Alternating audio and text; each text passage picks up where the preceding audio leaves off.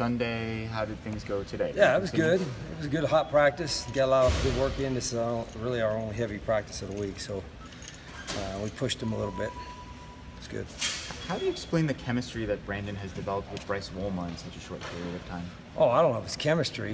I mean, them guys aren't having kumbaya moments. It's just, it's a couple things that we're doing in the pass game that he's the first option when he's been open. Putting him in that position, Bryce, what gives you the confidence that he could get the job done? If they're playing, any of them playing, that's when we got confidence in them. So, I mean, we wouldn't have anybody out there that we didn't have confidence in, and he's, he was the number 2 behind Trevor and having a good camp, and we've got some other tight ends too. So, but he's played well. He has played well for a freshman for sure. Besides athleticism, what is it that stands out the most about Utah's defense, would you say? Well, they play really hard. They're a well-coached team. They're aggressive, and not always. Sometimes you say aggressive because they blitz a lot, and they will blitz. But they're aggressive when they see things. They're aggressive in their man techniques. They're aggressive when they get off blocks, and so it's going to be a hard-fought game. And I think our guys can see that on film. Rich, what's the number one thing you see from a quarterback, or you hope to see? Just your good decisions. Yeah, I mean, it's obviously you got to have the ability to make plays, to be able to run it, to throw it. Making good decisions, making good decisions decisively and on time. And there's a lot on their plate, but we coach them pretty hard and try to put pressure on them during the week, and so the games are easier. And I think all the quarterbacks will tell you that a lot of times practices are more intense, or at least the ideal is to have them as intense as possible to get them ready for the games. How much progress has Donovan Tate made since he first came here? Oh, he hadn't played in 8 years. Yeah. And so just sometimes we forget that, hey, he's an older guy, but he hadn't played football in 8 years. So I've been really proud of him, and that his progress in a month and a half of practices for the first time in 8 years is really good. And he's going to keep getting better. He's a talented guy. He can throw and run. And again, he's mature, and I'm really proud of the way he's worked. So Utah might have the best punter in the nation. Yeah, had a great game against you guys last year. Why does Utah always seem to be so good at special teams? What do you think they do well? It starts off like with those guys, the specialists they have. They're both returners and the punters and the kickers have been phenomenal. And they've done a good job finding them and recruiting them. And I thought their guy last year was one of the big differences in the game. I mean, I don't know what his average was, but it seemed like he always pinned us inside the 10. And he has an array of kicks as well. From rolling out and rolling it, kicking it to the right, rolling out, and cross kicking it. So he certainly keeps you on your toes.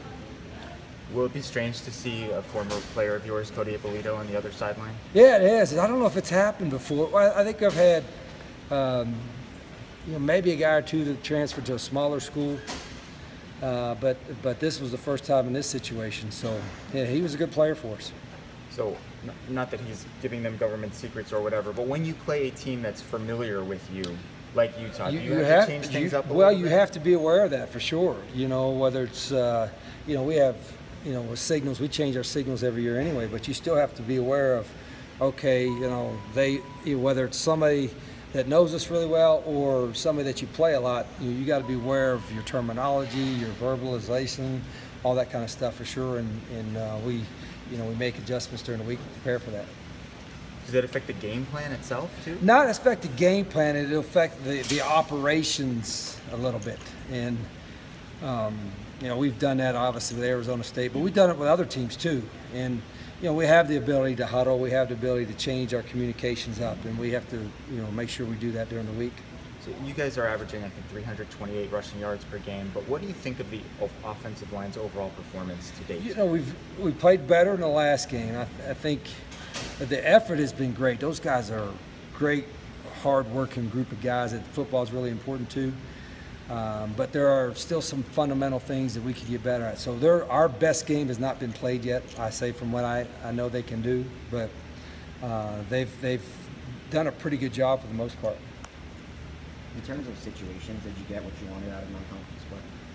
Just in terms of the situation? Yeah, I don't really look at it like what we're trying to get out of non-conference play, other than you want to get better in your early games, because as a conference play gets into, there's not it happens pretty quick. We play one and then off, and then we play all the rest in a row. So, anything fundamentally or technique-wise or scheme-wise, you better get, shored up in a hurry.